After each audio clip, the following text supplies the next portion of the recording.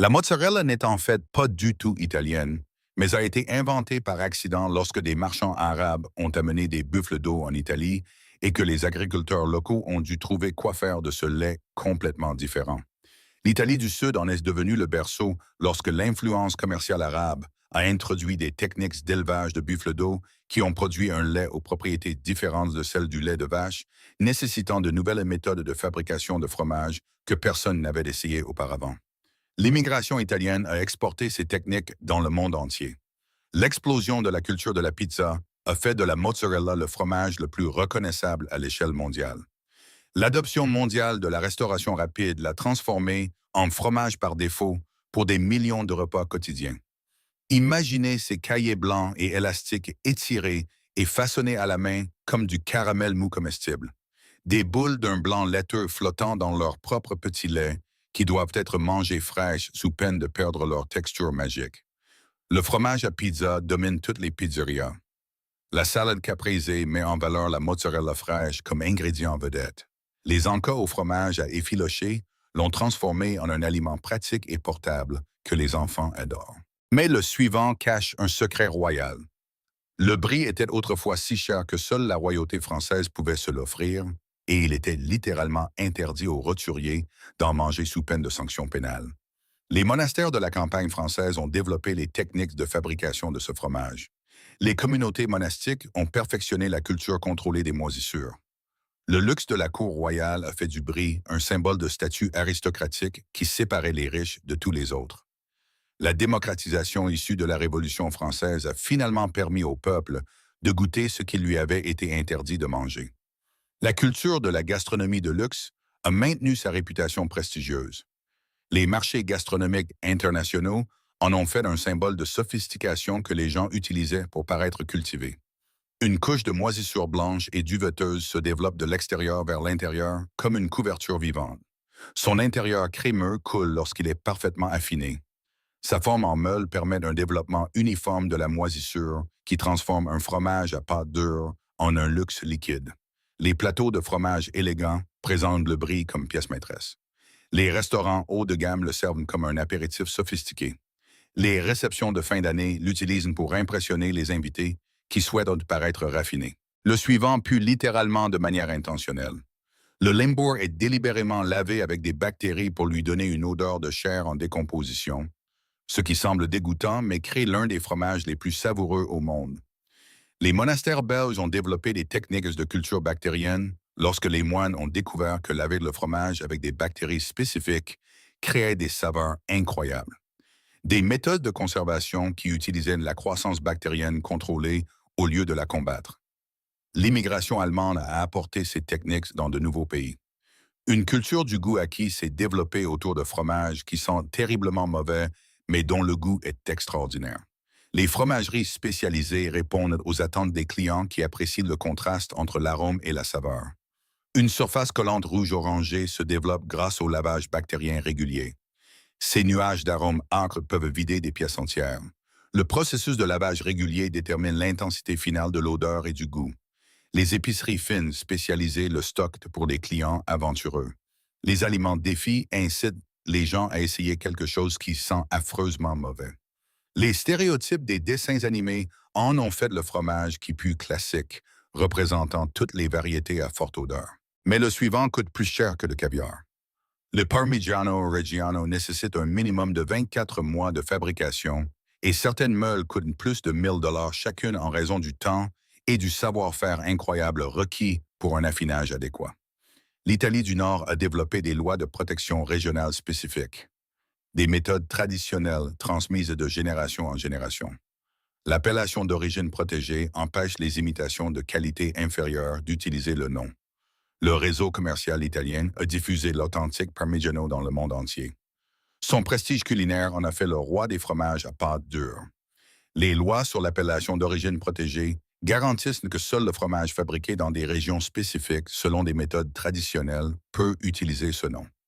Des meules massives empilées dans des caves d'affinage comme un trésor comestible. Des formations de cristaux se développent à l'intérieur pendant des années d'affinage minutieux. Une croûte dorée et dure protège le précieux intérieur de la contamination et de la perte d'humidité. râpé sur les pâtes dans tous les restaurants italiens. Les comptoirs de fromage onéreux le traitent comme un aliment de luxe. Les restaurants italiens authentiques facturent des prix élevés pour le vrai produit, ce qui justifie son coût par une saveur supérieure. Le suivant développe des veines bleues à l'intérieur. Le roquefort est fabriqué en infectant délibérément le fromage avec la même moisissure que celle qui pousse sur le pain pourri, transformant ce qui ressemble à de la nourriture avariée en l'un des fromages les plus chers au monde. Les grottes françaises ont fourni l'environnement parfait pour une contamination accidentelle par des moisissures. La culture contrôlée a transformé les accidents en techniques délibérées, des conditions de grotte naturelles qui ne peuvent être reproduites artificiellement. Les exportations de luxe françaises ont fait du fromage à pâte persillée une catégorie gastronomique. La création du fromage bleu a établi toute une famille de fromages moisis. La culture gastronomique a adopté l'idée que la détérioration contrôlée crée des saveurs supérieures. Des veines marbrées bleu-vert créent des motifs distinctifs à travers le fromage. Sa texture blanche et friable contraste avec la moisissure colorée. L'affinage en grotte naturelle fournit l'humidité et la température qui nourrissent la croissance bénéfique des moisissures. Mais le suivant nécessite des conditions dangereuses. Le fromage suisse crée des trous à partir de bactéries qui éructent des bulles de gaz pendant l'affinage. Et voici la partie étrange. L'absence de trous signifie que le fromage a complètement raté et doit être jeté. Les Alpes suisses ont fourni les conditions parfaites pour la découverte de la fermentation bactérienne. Des techniques traditionnelles développées au fil des siècles par essais et erreurs. Des cultures bactériennes spécifiques qui créent les trous caractéristiques par la production de gaz. L'immigration suisse a apporté ces techniques dans d'autres pays. La fascination pour la formation des trous a rendu le fromage suisse instantanément reconnaissable.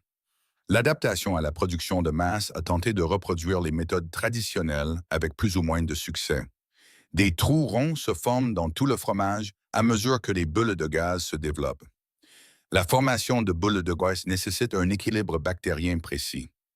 Le processus d'affinage en meule permet une distribution uniforme des trous qui crée cette apparence caractéristique. Les tranches pour sandwich font du fromage suisse un incontournable du déjeuner. Les caquelons à fondu utilisent du fromage suisse fondu pour les repas alpins traditionnels. La nourriture des souris de dessins animés a fait du fromage suisse le fromage stéréotypé que toutes les souris sont censées adorer. Le suivant s'affine sous l'eau. La feta s'affine en étant complètement immergée dans une saumure d'eau salée pendant des mois, créant une méthode de conservation qui empêche l'affinage normal, mais développe des saveurs acidulées uniques. La Grèce antique a développé des techniques de conservation méditerranéenne lorsque les gens avaient besoin de stocker du fromage dans des climats chauds. Le lait de brebis et de chèvre fournissait les matières premières.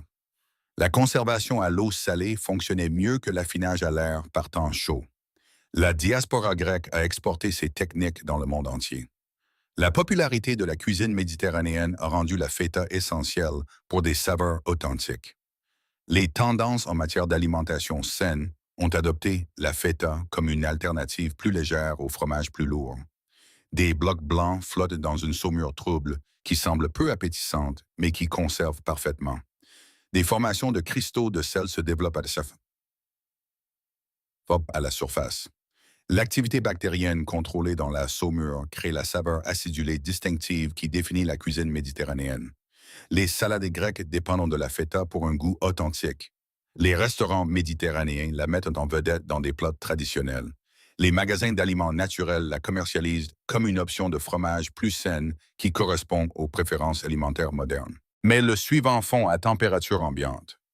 Le camembert devient complètement liquide à l'intérieur tout en conservant sa forme à l'extérieur, créant un fromage qui passe de l'état solide à l'état liquide sans perdre sa forme. L'innovation paysanne de la campagne française a créé des techniques qui étaient plus simples que les méthodes aristocratiques.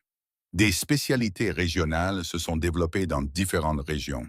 Des méthodes traditionnelles qui nécessitaient moins d'équipement que les techniques des monastères. L'influence culinaire française a répandu le camembert à l'échelle mondiale.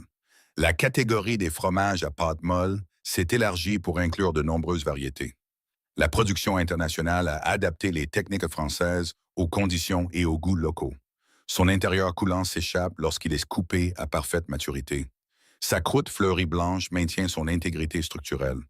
Le moment parfait de l'affinage détermine si l'intérieur est crémeux ou complètement liquide. Les apéritifs cuits au four utilisent le camembert fondu comme cœur coulant. Les restaurants français le servent comme fin de repas traditionnel. Les accords mets et vins mettent en valeur le camembert comme le fromage à pâte molle parfait pour accompagner le vin. Le suivant ne cesse jamais de changer. Le cheddar affiné continue de développer sa saveur pendant des décennies et certaines meules sont plus vieilles que la plupart des gens, créant un fromage qui se bonifie avec le temps comme un bon vin. La campagne anglaise a développé des techniques d'affinage traditionnelles. Les méthodes fermières ont jeté les bases de la production moderne de cheddar. Des siècles de raffinement qui ont perfectionné le processus d'affinage. La colonisation britannique a exporté les techniques du cheddar dans le monde entier. Les communautés d'immigrants ont maintenu les méthodes traditionnelles dans de nouveaux pays. La mise à l'échelle de la production de masse a rendu le cheddar accessible, tandis que les producteurs artisanaux ont maintenu des normes de qualité. Des formations de cristaux acérés se développent lors d'un affinage prolongé. Une couleur orange foncé s'intensifie au fil des ans. L'affinage sous emballage en tissu permet au fromage de respirer tout en le protégeant de la contamination. Les blocs de cheddar forts dominent les rayons de fromage des épiceries. Les macaronis au fromage dépendent du cheddar pour sa saveur classique. Les sandwichs au fromage grillé utilisent le cheddar comme le fromage à fondre standard que tout le monde reconnaît. Mais le suivant est complètement artificiel.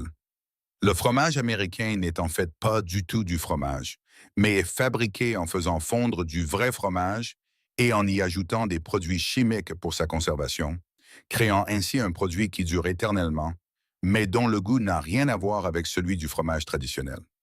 La production alimentaire industrielle américaine a privilégié la praticité à la saveur. La culture de la praticité a adopté les aliments transformés.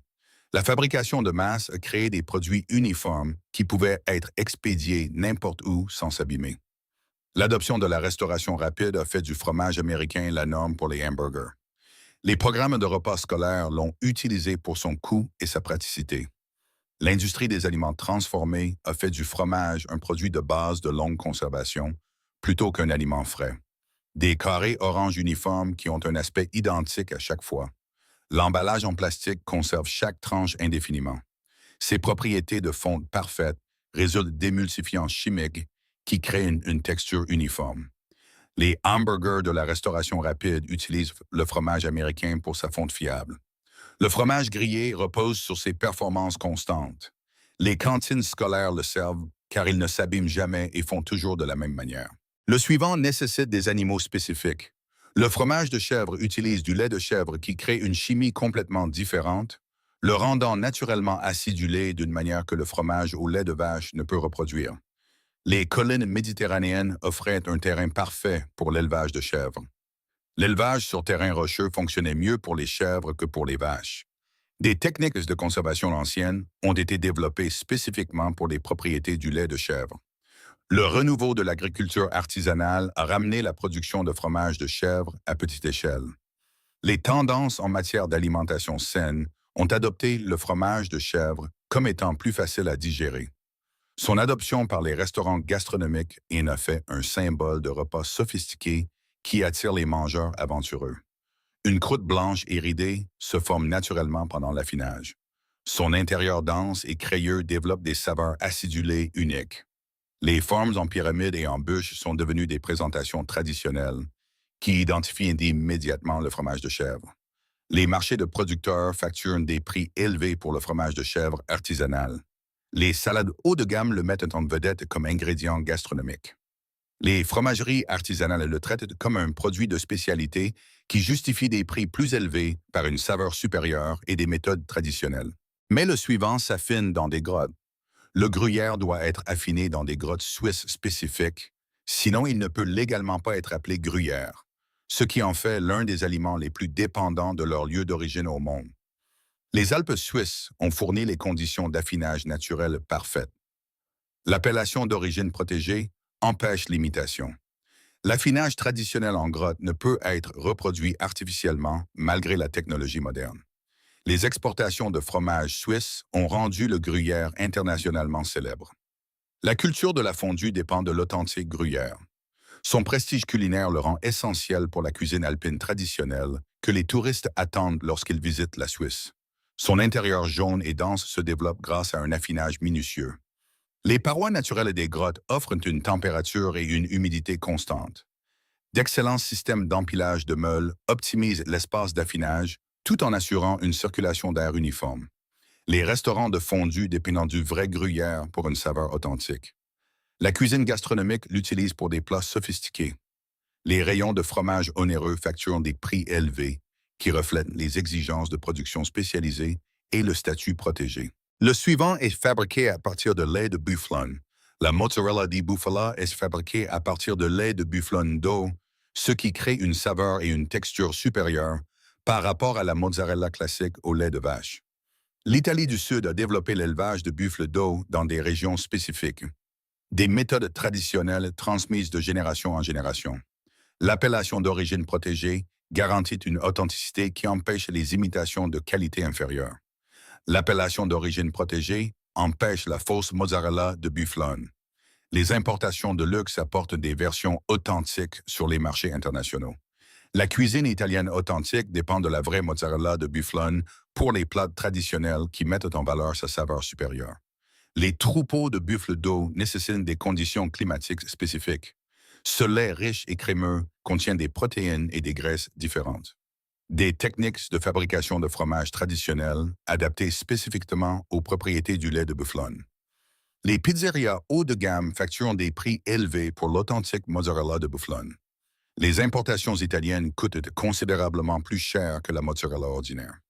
La mozzarella gastronomique représente le summum du fromage frais, ce qui justifie la dépense par un goût et une texture supérieure. Mais le suivant se présente en bombe aérosol. Le Cheese Whiz ne contient presque pas de vrai fromage, mais se compose principalement d'huile et d'arômes artificiels, créant un produit qui se vaporise comme de la peinture, mais qui est curieusement devenu associé à une cuisine régionale authentique. La culture américaine de la praticité a privilégié la facilité d'utilisation à l'authenticité. L'innovation dans les aliments transformés a créé des produits fromagés de longue conservation. La gratification instantanée a séduit les consommateurs qui voulaient du fromage sans les tracas de le trancher ou de le faire fondre. L'industrie des snacks a adopté le fromage en aérosol pour une application uniforme. Les supérettes le stockent pour les achats impulsifs. Les stands des stades l'utilisent car il ne s'abîme jamais et s'applique facilement sur les nachos et les hot dogs. Ce liquide orange vif ne ressemble en rien à du vrai fromage. La distribution en aérosol permet une application précise. Sa consistance artificielle maintient la même texture quelle que soit la température ou les conditions de stockage. Les cheesesteaks de Philadelphie l'utilisent bien que les puristes préfèrent le vrai fromage. Les nachos sont garnis de fromage en aérosol lors des événements sportifs. Les encas des supérettes le mettent en avant comme une application rapide de fromage qui ne nécessite ni préparation ni nettoyage. Le suivant nécessite des asticots vivants. Le casu marzu est délibérément infesté d'asticots vivants qui mangent le fromage de l'intérieur, créant des saveurs qui ne peuvent être obtenues par aucune autre méthode. La tradition insulaire italienne a maintenu des techniques qui semblent dégoûtantes pour les étrangers. La culture contrôlée des asticots nécessite des connaissances spécifiques et des méthodes de conservation anciennes antérieures aux réglementations modernes sur la sécurité alimentaire.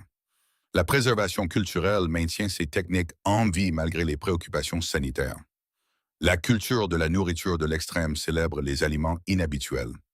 La production spécialisée sert les communautés culturelles qui valorisent les méthodes traditionnelles indépendamment de la délicatesse moderne. Des asticots vivants rampent à travers le fromage en créant des tunnels.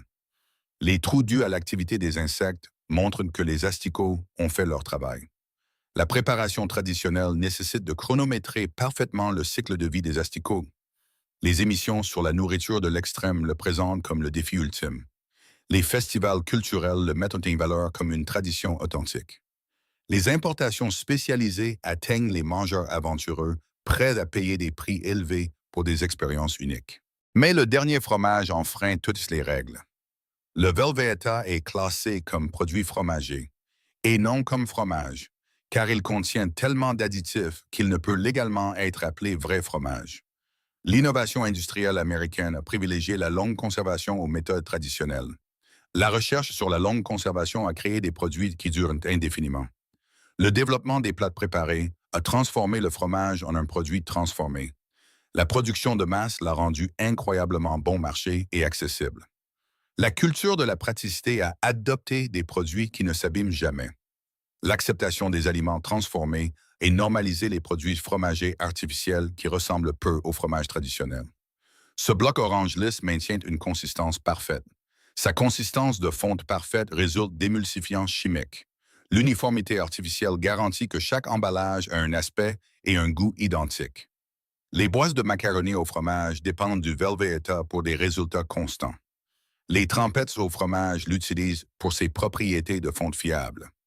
Les rayons des aliments transformés, le stock, comme le fromage pratique par excellence, qui représente l'exact opposé de la fabrication artisanale traditionnelle du fromage. Si ces secrets laitiers ont changé votre façon de voir vos encas préférés, n'oubliez pas de vous abonner et d'aimer la chaîne.